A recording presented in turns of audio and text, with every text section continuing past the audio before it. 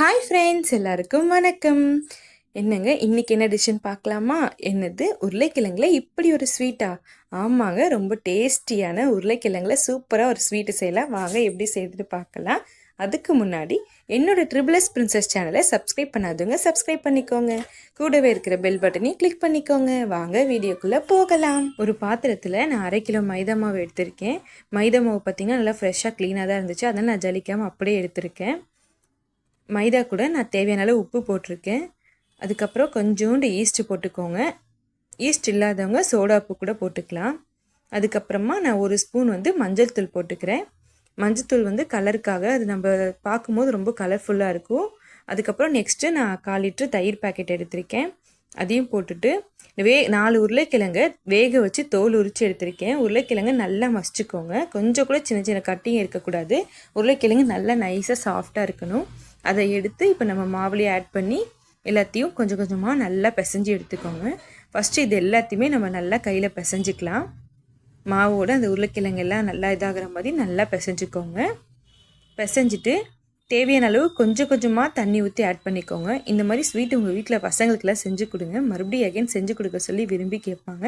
அவ்வளோ ஒரு டேஸ்ட்டாகவும் இருக்கும், சாஃப்டாக இருக்கும், உள்ளே சாஃப்டாக இருக்கும். அந்த ஜீரா நம்ம கடிக்கும் போது அந்த ஜீரா வெளியே வரும். அவ்வளோ ஒரு டேஸ்ட்டாக இருக்கும். பாருங்கள், இந்த மாதிரி நான் இப்போ எல்லாத்தையும் பிசைஞ்சு வச்சிட்டேன். வடை மாவு மாதிரி பிசைஞ்சு எடுத்துக்கோங்க. இப்போ இதை நான் ஒரு 1 ஹவர் நீங்கள் அப்படியே விட்டுறணும். நான் இன்றைக்கி எனக்கு சீக்கிரமாக வேணுன்றதுனால நான் 1/2 ஹவர்லேயே எடுத்துக்க போகிறேன். ஒரு 1 ஹவர் அப்படியே மூடி போட்டு வச்சுடுங்க. நல்லா மாவு ஈஸ்ட் போட்டிருக்கிறதுனால நல்லா புஷ்ஷுன்னு வரும். அது கடிக்கும் போது நம்மளுக்கு நல்லா சூப்பராக இருக்கும். பாருங்கள், நல்லா உப்பிடுச்சு. இது நான் ஒரு 1/2 ஹவரில் சீக்கிரமாக எடுத்ததுனால எனக்கு அவ்வளோக்கா இது உப்பலை. நீங்கள் ஒரு 1 ஹவர் வச்சுருந்தீங்கன்னா நல்லா சாஃப்டாக இதாகிடும். இப்போ நம்ம ஜீரா ரெடி பண்ணலாம். ஜீரா நம்மளுக்கு ரொம்ப அந்த ஈஸ்ட் கம்மி பதம் மாதிரி இருக்கணும்னு அவசியம் இல்லை. சும்மா தண்ணி சர்க்கரை கரைஞ்சா போதும். இப்போ நான் இந்த 1 கப்பு சர்க்கரைக்கு 2 கப்பு தண்ணி ஊற்றிருக்கேன். ஊற்றி சர்க்கரையை நல்லா கிளறி, சர்க்கரை கரையிறபடி நல்லா கிளறி விட்டுட்டு ஸ்டவ்வில் வச்சுட்டு நம்ம நல்லா கொதிக்க விடலாம். கொதித்து அந்த சர்க்கரை நல்லா கரைஞ்சா போதும் நம்மளுக்கு. ஜீராவில் நம்ம அந்த ஸ்வீட்டை போட்டுட்டு உடனே எடுத்துகிட போகிறோம்.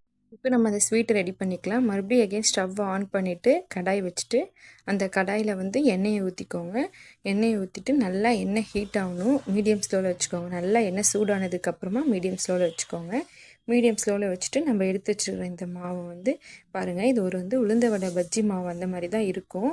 இதை கொஞ்சம் கொஞ்சமாக எடுத்து ஒவ்வொன்றா நீங்கள் இதில் போடுங்க. எண்ணெயில் போடும்போது இது நல்லா மேலே பலூன் மாதிரி மேலே வரும். அந்த ஸ்டேஜ் தான் நம்மளுக்கு கரெக்டான ஸ்டேஜு. இது நல்லா திருப்பி விட்டுக்கலாம். ஒவ்வொன்றும் எடுத்து எல்லாம் அழகாக ஒவ்வொன்றும் நல்லா போண்டா மாதிரி நம்மளுக்கு வந்துடும். இது எல்லாமே நல்லா வறுத்து ப்ரௌன் கலரில் வர வரைக்கும் நல்லா வறுத்து விட்டுக்கோங்க. இது நல்லா வெந்ததுக்கப்புறம் இதை எடுத்து நம்ம இருத்து அந்த சர்க்கரை பாகில் போடணும். அந்த சர்க்கரையில் பாகில் போட்டுட்டு ரொம்ப நேரம் வைக்கணுன்ட்டு அவசியம் இல்லை. போட்டு ஒரு 2 மினிட்ஸ்லேயே அதை எடுத்துடலாம் நம்ம. அப்போ தான் நம்மளுக்கு கொஞ்சம் க்ரன்ச்சியாகவும் இருக்கும். உள்ளேருந்து நம்மளுக்கு ஜீராவும் சூப்பராக வரும். நம்ம கடிக்கும் போதே அந்த ஜீரா நம்மளுக்கு வெளியே வரும், அந்த மாதிரி இருக்கும். இப்போ இது எல்லாத்தையுமே எடுத்து நான் சர்க்கரை பாகில் போட்டுடுறேன். சர்க்கரை தண்ணியில் போட்டுட்டு அதை நல்லா டிப் பண்ணி கொடுத்துக்கோங்க.